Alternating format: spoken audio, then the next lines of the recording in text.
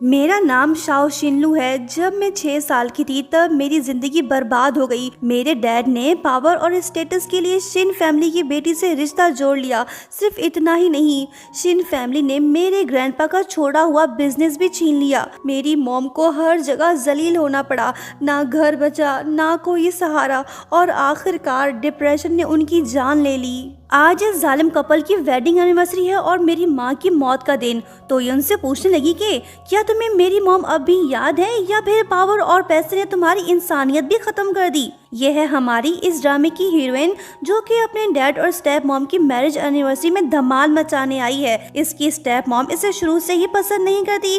Dad का तो पूछो ही मत, वो भी धोखेबाज निकले। जब स्टेप मॉम ने हमारी हीरोइन पे हाथ उठाने की कोशिश की तो शाओलू ने उन्हें कस के थप्पड़ दे मारा।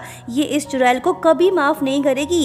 इससे पहले कि ये कुछ और कर पाती कि तभी हमारे ड्रामे का हीरो वहीं पे आ जाता है, जो कि शाओलू के अंकल भी हैं। नाम है शिनमू। वो शाओलू को अपने साथ ले जाता है और उसे समझाने की कोशिश करता है, लेकिन लड़की तो इसे शदीद नफरत करती है। कहने लगी कि अंकल जी, अगर लोगों को पता चल गया कि आप अपनी ही भतीजी को बुरी नजर से देखते हो तो फिर क्या होगा। शिनमू गुस्से में बोलता है कि बेशरम, तुम्हें बात करने की तमीज ही नहीं। शाओलू ताना मारते हुए कहती है कि ओ अच्छा, तुम तो बड़े ही अच्छे इंसान हो। तुम सब ने मिलकर मेरी मॉम को धोखा दिया, उन्हें मार डाला।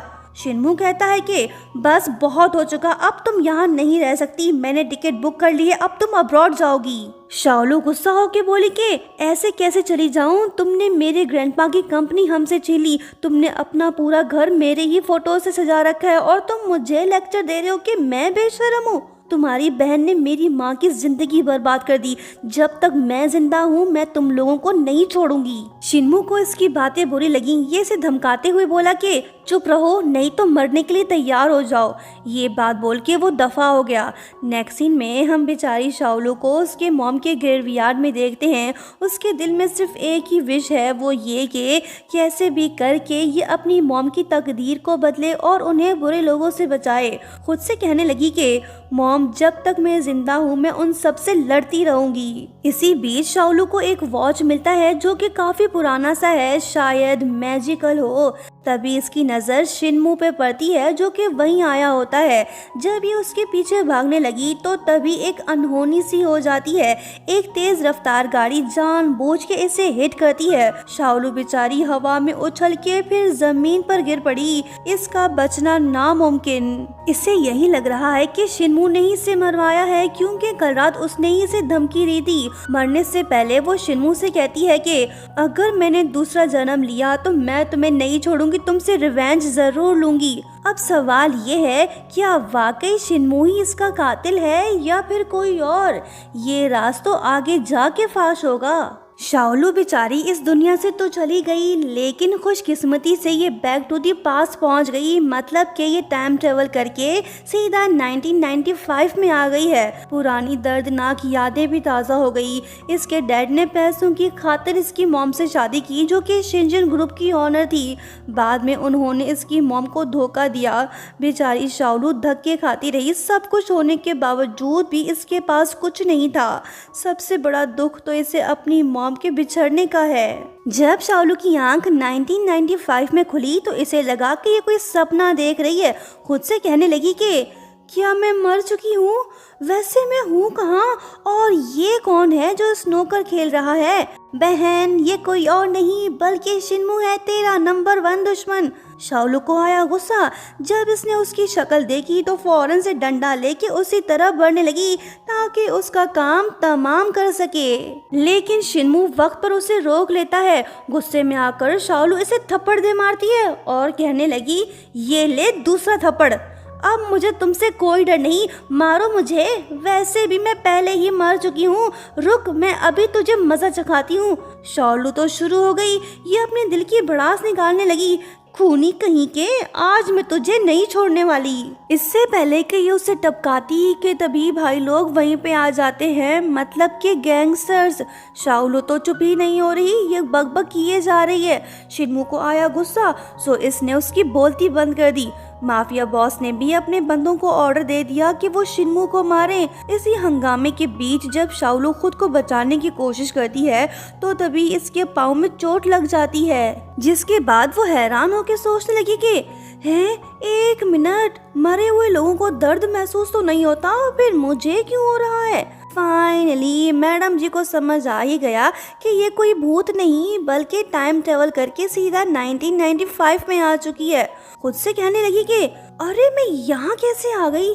इसी दौरान जब एक गुंडा इसकी तरफ बढ़ने लगा तो शिन्मू हीरो मूड ऑन करके उसे बचा लेता है, लेकिन शाओलू के दिल में इसके लिए जरा सी भी रहम नहीं। सोचने लगी कि मौका अच्छा है, फाइट भी चल रही है, शिन्मू को यहीं पे टपका देती हूँ। इसने फिर से डंडा उठा लिया, लेकिन शिन्मू के बजाय इसने गलती से गैंगस्टर के पिछवाड़े पे डंडा मार दिया। उप्स, गलत जगह पे लग गया। ये तो बुरी तरह से फंस चुकी है।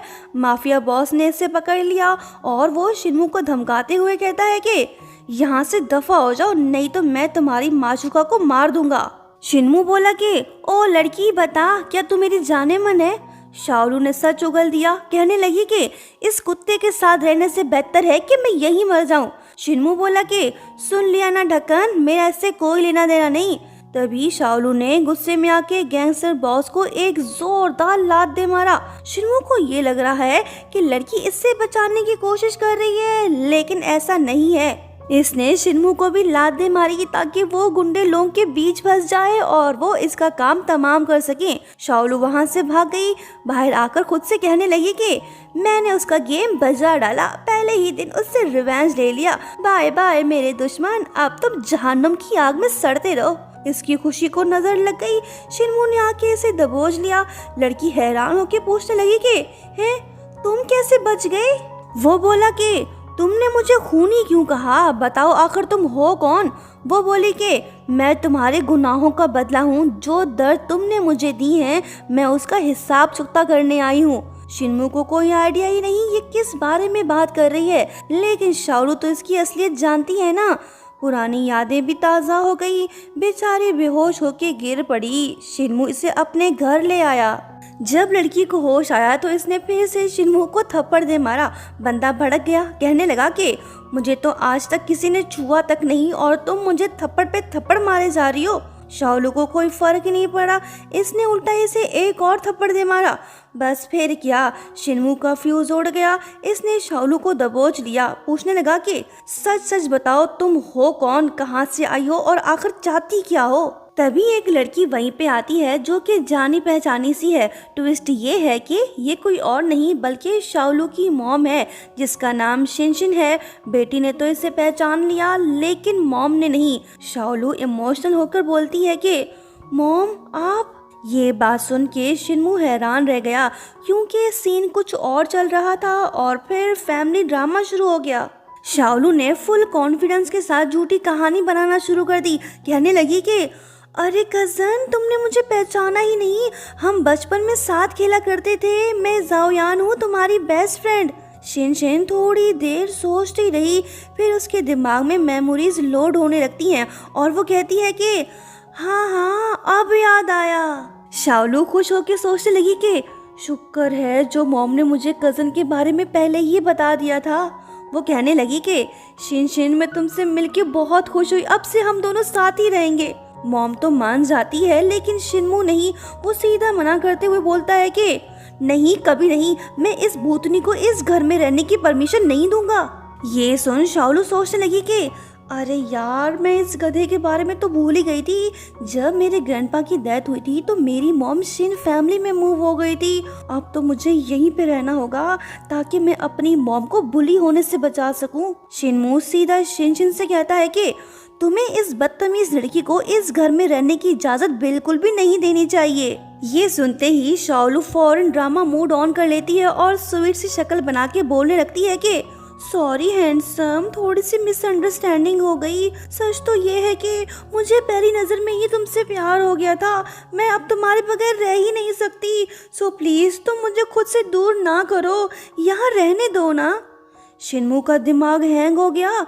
शाओलू अंदर ही अंदर सोचती है कि भाई खुद को बचाने के लिए थोड़ी सी ओवर एक्टिंग करनी पड़ती है। शिनशिन का दिल भी पिघल गया। वो शिनमू से कहती है कि प्लीज तुम इसे यहाँ रहने दो ना।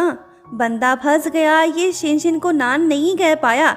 शाओलू हंसते हुए खुद से बोली कि शिनमू मरने के लिए तैयार हो जा, अब मैं चुन चुन के तुझसे रिवेंज लूंगी। शाओलू अपनी मॉम से मिलकर काफी खुश है। वो इनकी किस्मत को बदलना चाहती है, इन्हें बुरे लोगों से दूर रखना चाहती है ताकि कोई भी दोबारा इन्हें धोखा ना देने पाए। खुद से कहने लगी कि मॉम अब की बार हिस्ट्री रिपीट नहीं होगी। जो कुछ भी आपके साथ पहले हुआ वो मैं दोबारा कभी नहीं होने दूंगी।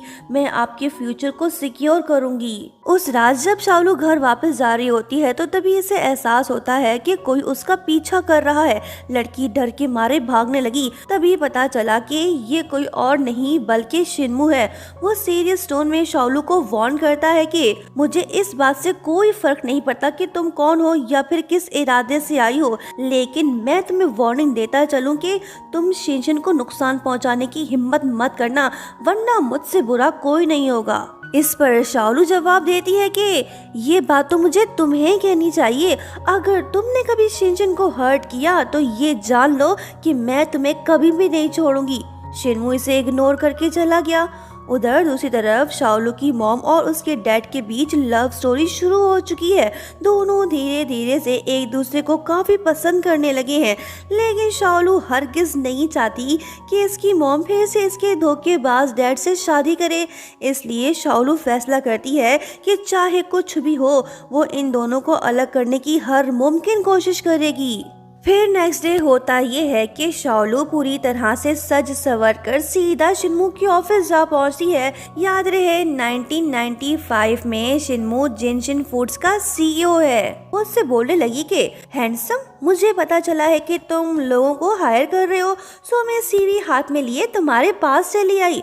शिनमू सीधा बोल देता है कि बदतमीज लड़की, तुम इंटरव्यू में फेल हो चुकी हो, अब यहाँ से दफा हो जाओ। शाओलू को आया गुस्सा। ये उसके पास जाके कहने लगी कि ओ सुन खोपड़ी फेल, अगर मैं जिनजिन फूड्स की सेल को बढ़ाऊं फिर तो तुम मुझे जॉब पे रखोगे ना। मुझे बस 10 दिन दो, फिर देख मेरा जलवा।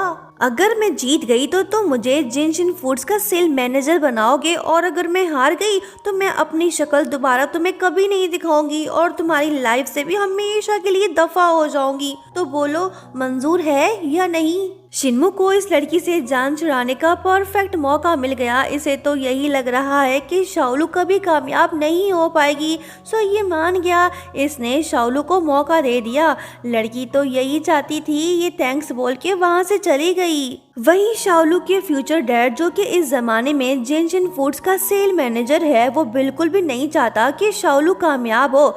मौका मिलते ही शाओलू ने हंगामा मचाना शुरू कर दिया। ये जिनशिन नूडल्स को हर जगह प्रमोट करने लगी। अब ये फ्यूचर से आई है तो बखूबी जानती है कि कस्टमर्स को कैसे सेटिस्फाई किया जाए। जब शिनमू ने ये सब देखा तो वो भी थोड़ा हैरान रह गया। रात को जब शिनमू ऑफिस से घर जाने लगता है तो वो देखता है कि शाओलू तो ऑफिस में ही सोई पड़ी है। बेचारी पूरा दिन काम करती रही, घर तक नहीं गई। शिनमू को इस पर थोड़ा तरस आ गया। इसने लड़की के ऊपर चादर ओढ़ दिया। कहने लगा कि कुछ तो बात है इस लड़की में, देखते हैं ये आगे क्या कर पाती है। वहीं शाओलू बुरा सपना देख रही है कि कैसे फ्यूचर में इसे शिनमू ने मार डाला था। इसकी आंख खुल गई। वो घबराहट में शिनमू का गिरबान पकड़ लेती है। दोनों कुछ लम्हों के लिए बस एक दूसरे को देखते रहे। शाओलू का प्लान ये है कि पहले ये शिनमू का भरोसा जीतेगी, फिर धीरे धीरे से उसे बर्बाद करेगी। उससे कहने लगी कि हैंडसम, मैंने अपना टास्क पूरा कर दिया, अब बारी तुम्हारी है, तुम अपना प्रॉमिस पूरा करो। शिनमू ने इसे कोई जवाब नहीं दिया। वो बिना कुछ कहे जाने लगा तो शाओलू चिल्लाकर बोलने लगी कि कल तुम अनाउंस करोगे कि मैं ही नई सेल मैनेजर हूँ, समझे। यही होता है। शिनमू ने अपना प्रॉमिस पूरा किया। उसने शाओलू को मैनेजर बना दिया। फ्यूचर वाले डैड तो बिल्कुल भी खुश दिखाई नहीं दे रहे।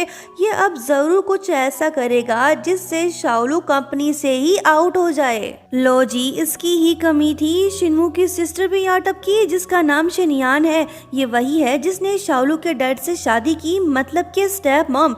मैडम ने आते ही बॉसी लेवल के डायलॉग्स मारना शुरू कर दिए। अपने भाई से सीधा बोल देती है कि पता नहीं कहाँ से आ जाते हैं। हमारा घर कोई वेलफेयर होम नहीं जो हर किसी को रख ले, इससे बाहर निकालो। शालू भी इससे कम नहीं, वो पलट के जवाब देती है कि ओ मैडम, पहले तू जाके नहा धो ले, काफी बदबू आ रही है।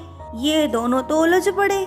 शिनयान शाओलू से बोली कि अगर तुम इतनी ही कैपेबल हो ना तो मेरे साथ शर्त लगाओ, अगर तुम जीत गई तो तुम यहाँ रह सकती हो, लेकिन अगर तुम हार गई तो सीधा यहाँ से दफा हो जाना।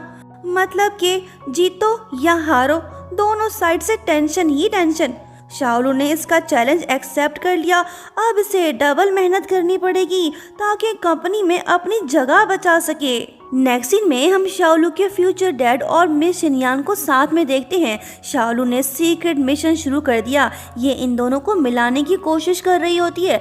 ये चाहती है कि उसके डैड उसकी मॉम के बजाय शिनयान से शादी करे ताकि इसकी मॉम का फ्यूचर चेंज हो जाए। अब सवाल ये है कि क्या शाओलू फ्यूचर को बदल पाएगी या फिर डेस्टिनी उससे बोलेगी कि ना बेटा ना, तुझसे ये नहीं होगा, चुप करके बैठ जा। रात का सीन है लेकिन माहौल फुल गर्म होने वाला है। जब शिनमू घर वापस आता है तो बहना उस पर काफी गुस्सा होने लगती है क्योंकि ये शिनशिन और शाओलू से शदीद नफरत जो करती है।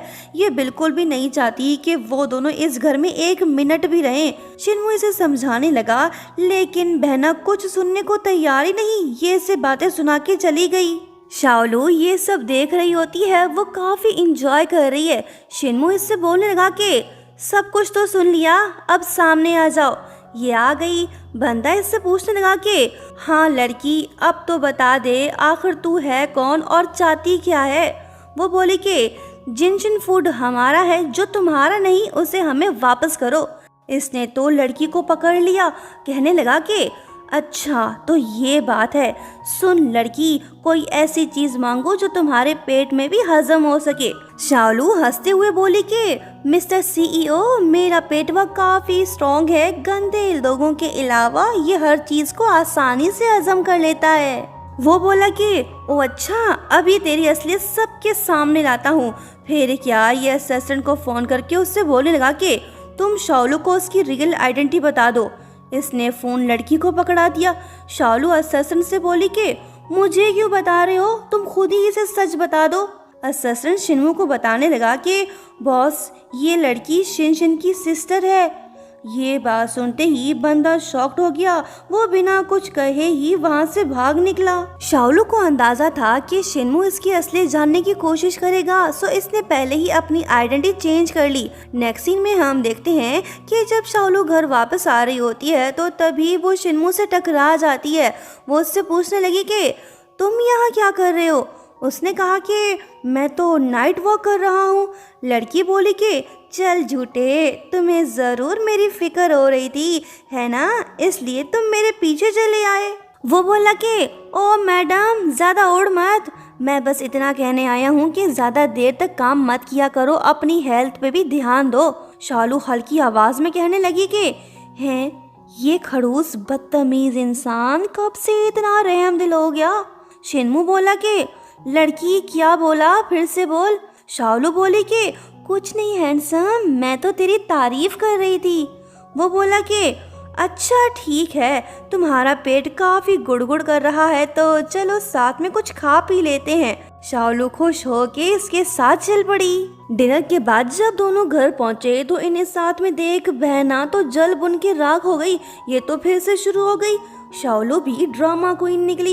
ये रोमांटिक अंदाज में कहने लगी कि जाने मन, देखो तो तुम्हारी बहन खामखा मुझ पे गलत इल्जाम लगा रही है, शायद ये जेलस हो रही है, प्लीज इसे सच बता दो ना। ये बात बोलते ही शाओलू जानबूझ के शिनमू के और करीब सड़कने लगी ताकि बहना का टेम्परेचर और ज्यादा हाई हो जाए। यही हुआ, बहना से बर्दाश्त नहीं हुआ। वो चिल्लाकर बोली कि ओए, मेरे भाई से दूर हो जा। बस फिर क्या, दोनों आमने सामने, बातों का बॉक्सिंग मैच शुरू। आजू में बहन तो बाजू में शाओलू, बीच में बेचारा शिनमू। ये तो सैंडविच बन गया। आखिरकार इसका भी मीटर शूट कर गया। ये बेजार होके चिल्ला उठा के बस बहुत हो चुका, शाओलू तुम अपने रूम में जाओ। वो चली गई। बहना अपने भाई से बोली कि मैं उस बदतमीज लड़की से नफरत करती हूँ, मैं उसे अपनी भाभी कभी नहीं बनने दूंगी, समझे तुम। ये डायलॉग बोल के वो ऐसे मुड़ के चली गई जैसे उसने कोर्ट का आखिरी फैसला सुना दिया हो। इधर शिन्मू बेचारा हैरान और परेशान खुद से कहने लगा कि क्या नॉनसेंस बातें कर रही थी, किसकी भाभी किसकी जान, पता नहीं बहना को अचानक से हो क्या गया है। अगले ही दिन जैसे ही शालू ऑफिस पहुंची तो शिनयान ने अपना पावर दिखाना शुरू कर दिया। उसने शालू का डेस्क उठवाकर बाथरूम के पास रखवा दिया। धोखेबाज अब्बा जी भी शिनयान को फुल सपोर्ट कर रहे हैं। जब शिन्मू को ये बात पता चली तो शालू के पास आके कहने लगा कि तुमने मुझे ये सब पहले क्यों नहीं बताया, मैं ऐसा कभी नहीं होने देता। इसकी दरिया दिली देखकर शालू तो हैरान रह गई। कहने लगी कि तुम मुझे किसी की याद दिला रहे हो, लेकिन तुम उससे काफी अलग हो। मैं जब भी उससे कोई काम बोलती थी वो खड़ूस सीधा कह देता था कि खुद ही कर लो। ये इसी की तो बात कर रही है। शिन्मू इसके पास आके पूछने लगा कि क्या वो इंसान तुम्हारे साथ अच्छा सलूक करता था। वो बोले कि नहीं तो, वो आग का गोला था, हर वक्त फटता रहता था। शिन्मू को इस लड़की की तीखी बातें भी मीठी लग रही हैं। ये इसकी तारीफ करने लगा। शाओलू बोली कि मिस्टर सीईओ, मेरी इतनी तारीफ ना कर, मैं एक अच्छी लड़की नहीं बल्कि पैदाइशी स्कैमर हूँ। वो बोला कि ओ अच्छा, ये तो बताओ मैडम तुम किस टाइप की स्कैमर हो। ये बात सुनते ही शाओलू मुस्कुराने लगी। ये लड़का वैसा नहीं है जैसा फ्यूचर में था। देखते हैं कब शाओलू को अपने नंबर 1 दुश्मन से प्यार होता है। वहीं दूसरी तरफ हम देखते हैं कि शाओलू के धोखेबाज डैड माफिया बॉस के पास जा पहुंचे। यहाँ हमें ये बात पता चलती है कि ये शिन्मू का कॉम्पिटिटर है, मतलब कि इनकी अपनी फूड कंपनी है। ये हर हाल में शिन्मू को रास्ते से हटाना चाहता है। शाओलू के डैड का यहाँ आना और इनसे हाथ मिलाना बिल्कुल भी अच्छा साइन नहीं लग रहा। लगता है कि ये दोनों मिलकर कोई बड़ी गड़बड़ करने वाले हैं। देखते हैं आगे क्या होता है। शाओलू के ज्वाइन करने से जिनशिन फूड को काफी फायदा हुआ है। कंपनी का मार्केट शेयर 15% से बढ़ गया है। जब ये बात अससन ने शिन्मू को बताई तो वो भी खुश हो गया। फौरन पूछने लगा कि अभी वो कहाँ है। अससन बताने लगा कि बॉस वो किसी के लिए गिफ्ट्स बाय करने गई है। ये सुनते ही शिन्मू का मूड ऑफ हो जाता है। वो बेचैन होकर फौरन से पूछ लेता है कि वो किसके लिए गिफ्ट्स खरीद रही है।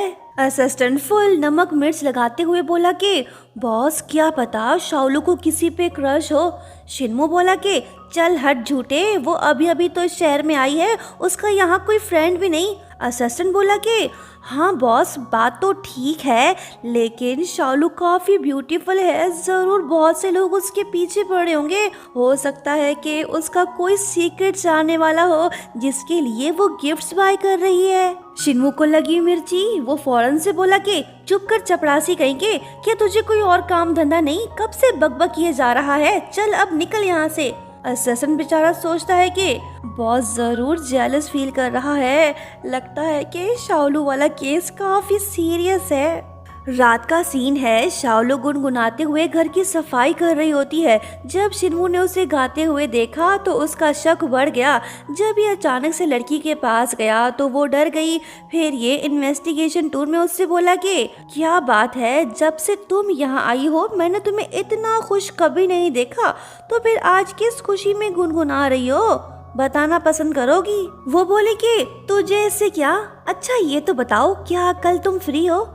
ये बात सुनते ही शिन्मू नर्वस हो गया, लेकिन अंदर से काफी खुश है। कहने लगा कि देखता हूँ, अससन से पूछकर बताता हूँ। शाओलू हैरानी से कहती है कि हैं, क्या कहा। जैसे ही ये पीछे मुड़कर इसे देखने लगी तो इसका पैर स्लिप हो गया। शिन्मू बिल्कुल फिल्मी स्टाइल में इसे संभाल लेता है। दोनों एक दूसरे को देखने लगे।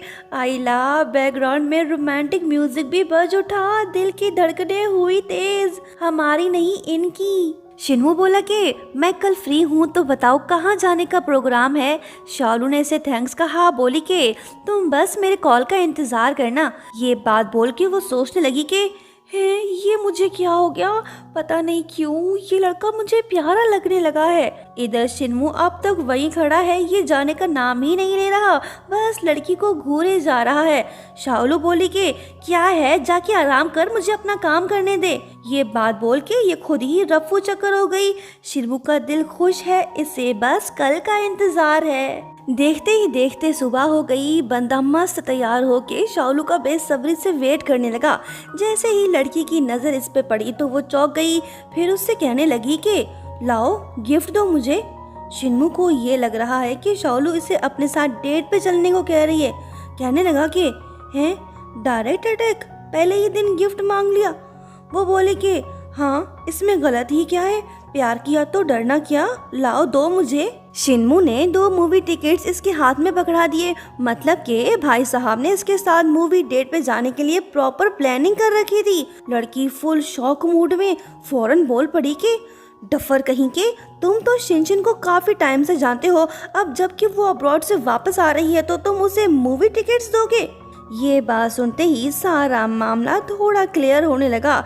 शिन्मू तो कुछ और ही समझ रहा था। शाओलू इसे शक भरी नजरों से देखने लगी, कहने लगी कि अच्छा अब मैं समझी, कहीं तुम शिनशिन को लाइक तो नहीं करने लगे। बंदा शॉक्ड होके बोल उठा के ये तुम क्या बकवास कर रही हो, वो मेरी बहन जैसी है। इतने में शिनशिन भी यहाँ पहुंची। शाओलू अपनी मॉम से दोबारा मिलके बहुत खुश हुई। जब इसने मॉम को गिफ्ट दिया तो ये देख शिन्मू की आंखें फटी की फटी रह गईं। इसे तो ये लग रहा था कि शाओलू ने ये गिफ्ट्स किसी लड़के के लिए खरीदे हैं, लेकिन सीन बिल्कुल उल्टा निकला। जब शाओलू ने इशारा किया तो शिन्मू ने ना चाहते हुए भी मूवी टिकट शिनशिन को दे दिए। लेकिन ड्रामे में आया ट्विस्ट, शिनशिन के पास तो ऑलरेडी टिकट्स हैं जो इसे धोखेबाज हस्बैंड ने दिए हैं। शाओलू हंस के बोली कि अरे कोई बात नहीं दोस्त, हम दोनों भी तुम्हारे साथ मूवी देखने चलेंगे, इसी बहाने मैं उस पर नजर रख सकूंगी। ये बात सुनते ही शिन्मू का दिल हैप्पी हो गया, ये यही तो चाहता था। मूवी देखने के बाद शाओलू की मॉम अपने लवर के साथ गायब हो गई, पीछे रह गए ये दोनों। शाओलू को मॉम की फिक्र होने लगी। शिन्मू इससे बोला कि तुम शिनशिन की इतनी फिक्र मत किया करो, वो समझदार है, उसे पूरा हक है कि वो जिसे चाहे प्यार करे। शाओलू को इसकी ये बात बुरी लगी, कहने लगी कि क्या तुमने बैक टू दी 1995 मूवी देखी है। वो बोला कि नहीं तो वैसे मूवी की स्टोरी क्या है। शाओलू बताने लगी कि ये कहानी है एक माँ और बेटी की। माँ ने कभी किसी के साथ बुरा नहीं किया, लेकिन उसके हस्बैंड ने उसे धोखा दिया, सबने मिलकर उसकी ज़िंदगी बर्बाद कर दी। आखिरकार डिप्रेशन ने उसकी जान ले ली। उसकी बेटी बिल्कुल बेबस थी, सिर्फ रोती रही, वो कुछ भी नहीं कर पाई। लेकिन फिर एक दिन मिरेकल होता है, बेटी बैक टू द पास्ट चली जाती है। इस बार वो कसम खाती है कि वो अपनी माँ के फ्यूचर को बदलेगी, उसे बुरे लोगों से दूर रखेगी और उसे प्रोटेक्ट करेगी। शाओलू ने इसे अपनी दर्द भरी कहानी सुना दी। शिन्मू पूछने लगा कि तो फिर मूवी के एंड में क्या हुआ। वो बोली कि एंडिंग का तो पता नहीं, लेकिन आई होप वो कामयाब हुई होगी। शिन्मू बोला कि अगर वो कामयाब हो गई तो बेटी कभी पैदा ही नहीं होगी, उसका क्या होगा। वो बोली कि इस बात से कोई फर्क नहीं पड़ता, बेटी बस यही चाहती है कि उसकी मॉम जिंदा रहे। शिन्मू थोड़ा फ्रीज हो गया, इसे अंदाजा नहीं कि वो बेटी कोई और नहीं बल्कि शाओलू खुद ही है। अब सवाल ये है कि अगर शाओलू ने अपनी मॉम का फ्यूचर बदला तो इसका नामो निशान मिट जाएगा। क्या ऐसा ही होगा या फिर कहानी में आएगा ट्विस्ट। दोस्तों नेक्स्ट पार्ट काफ़ी इंटरेस्टिंग होगा, देखना चाहते हो तो 2K लाइक्स कंप्लीट कर दो और हाँ पार्ट 2 भी लिख दो। Thank you so much for watching, bye bye.